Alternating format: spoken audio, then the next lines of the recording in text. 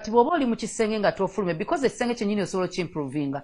Bw'oba toofulume bannange ekisenge mufube okulaba mussaamu kapeti nga eri thick ng'egonda munnaleke kubanga nga bw'ava ku buliri nga bw'ageza nadda wansi avaawo amagulu gamuluma omugongo gumuluma n'ekitala kimulumya omugongo wonna wonna wansi teekawo kapeti eri thick nga singa mugezaako n'agamba nti awo wansi wenjagalira. Asobola obeerawo comfortably nga naawe gwe bataddewo toli mu kwekyusa oti omugongo bagumenya simanyi wansi wakunyize. Omufaliso guno tuguteekateeka ne tuteereze bw'oba oli mufumbo ng'ennyumba yiyo you can have it anywhere and anytime. Tewali baana anti kyegambe tewali baana you have space. Kati omusajja bw'aba nga ye ayagala kangereza omusajja ayinza oveeri nakusanga mu sitting room nga ayagala kyavingira mu sitting room notandika ogamba nedda nze sobola wano biki he'll walk with you to the bedroom naye nga yabadde already turned off kyeyabadde ayagala that moment tekimujjidde takifunye. Oyinza osanga nga ye muli mu kikomera mulimu mwekka mukyalina mu parking he wants it there and then. Is he an animal? He's not an animal. Just kuchusa environment. Kuchusa environment. Kuchusa environment. Nga wa sitting room ennyumba yammwe oba mwasa bikopo byammwe. Bwebanga wewe yasabwasa bikopo, let me tell you. Muguno omusana ogwaka bwe guti. You have to naye n'ekirala church ekintu ekyo ekibisse nnyo tebaagala kyogerako nga bakikola. Okukyogerako nti abaana bangi mu church abawala bagenda tebamanyi kyakukola n'abalenzi bagenda tebamanyi kyakukola. Naye era bafuna kye bakola ne babaako kye bakola. Bafuna bufunyi kye bakola naye nga kye bakola nga okangereze anti ffenna tugenda mu lubimbi okulima waliwo kye bayita okukabala kyawukana nekola ki nebayo kye bayita okusima ng'olyasimira ddala ffenna tulima naye kisinzira bwe mba njagala ttooka ekinnya ky'ensima kiba kyanjawulo ku kya lumonde kituufu n'ekyebijanjalo oba ekyakasooli. So kati abaana bano bayingira mu bufumbo kyaki yennyini yesobola obbawa sex omutuufu ordained from God nti yes Katonda yatukkiriza it's not sin how you do it and when you do it n'omuntu gwekikola n'ekyo ekifuula ekibi naye kyaki alina okusomesa abaana nti ogenze mu lubimbi ku standardi zange ekiyinza okunkuba ku musajja ye musajja atemanyiiza buli mukazi. It's attractive. Bannange ekyo kinyuma. It's very like you want a proud man. A proud man. Who just keeps quiet.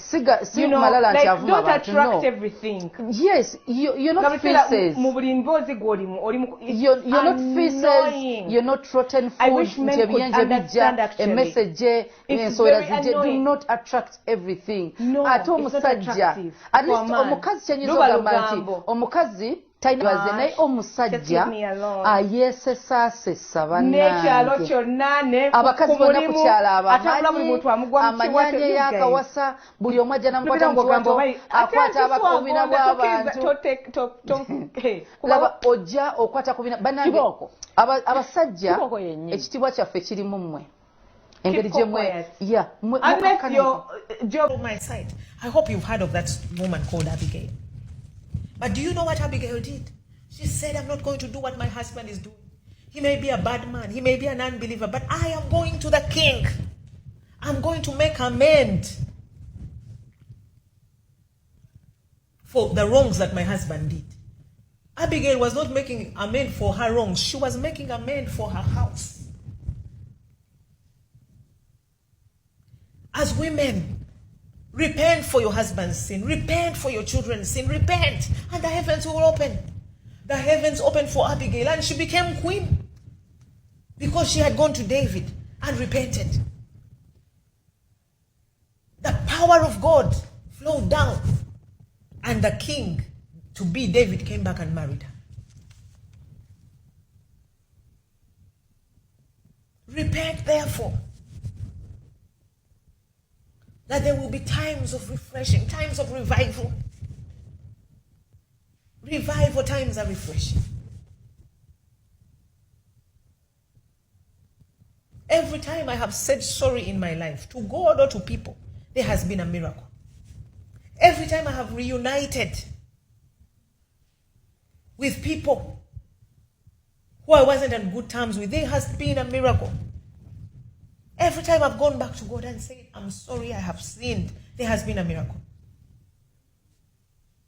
Repent, therefore, so that there will be times of refreshing.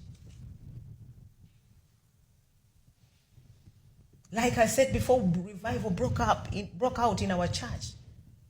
We had been hit so much. We had been abused and despised so much. And we got to a time where we went back to God. The Lord spoke to me to start a prayer clinic called Gao Power Prayer Clinic. And we began to pray. We began to repent. We began to pray that we would love our enemies. And I told the people that I was working with in my office, I say to them, I saw millions of people coming for this Gao Power Clinic. I did not know that God was setting up real revival through the Gao Power Clinic. We prayed and the revival happened.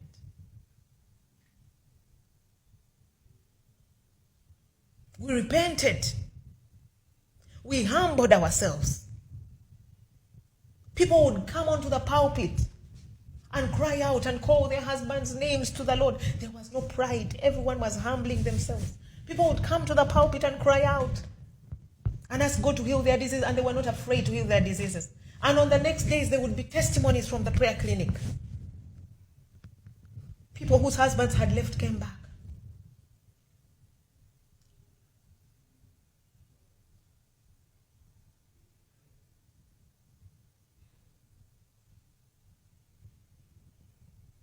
And then there was an outpouring of the power of God. Satan will never tell you his name. He asks for his name. But he said we are many. So never concentrate on the names of the enemy. Concentrate on the Spirit of God that has the power to drive out every demon. Satan cannot tell you the truth. Satan cannot tell you his name. You will not know his name until you read the Bible. Abooluganda ekikulu si bbanga lutalo luno gye lututte. Brethren, it's not about the time you've gone through this battle. But in this battle where you are, has it created stamina in you?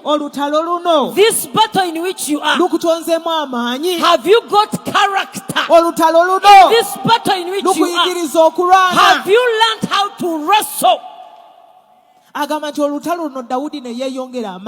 this battle, the family of David increased in stature. Brethren, don't accept to be weakened in battle. Maybe you are fighting a battle of poverty. You are fighting a battle of infirmities. You are fighting a battle of your marriage. 5 years people are weary. No. Continue and fight. Continue to seek God. Bagamba anoonya bintu. Omanyi abantu abataasoma tebakimanyi nti there is more money in divorce. Yes. Nga wafunye lawyer omulungi bw'ati nga mubadde bafumbo omusajja omuleka agalamidde. Kati omuntu agaana divorce aba tanoonya property. Banaye njagala mukitegeere obufumbo buno ndagaano. A covenant is an agreement made in the presence of God. By the way, all covenants are made in the presence of some spirit. It is either a demonic deity or God Almighty. Kati obufumbo ono ffe tukkiriza nti ndagaano Katonda bamuyita covenant keeper. Kakati ono omukumi w'endagaano akuwa bye weetaaga mu kuba endagaano eyo. Ogenda okulya ng'okwagala kukyakola ki? Kukyaliwo. Okiraba? Naye abantu n'olere tamwagala yakoowayo dda ali ku ssente bannange nedda. Mwe temusobola kulabira muntu munnammwe oba ayagala oba takola ki? Tayagala. Ate omuntu gw'obadde naye ne muzaala abaana banaye muzibu okukyawa. Bannange abaami bano baba tebakyaye. Endagaano eno kwegamba Mukama alina engeri gy'atugatta mu mwoyo. Gw'ayingiddemu gw'oba osindika gamba nti okyayiga naye mutima gw'aba takyayiga. N'omukyala obeera tokyaye ojjukira ebiseera ebirungi.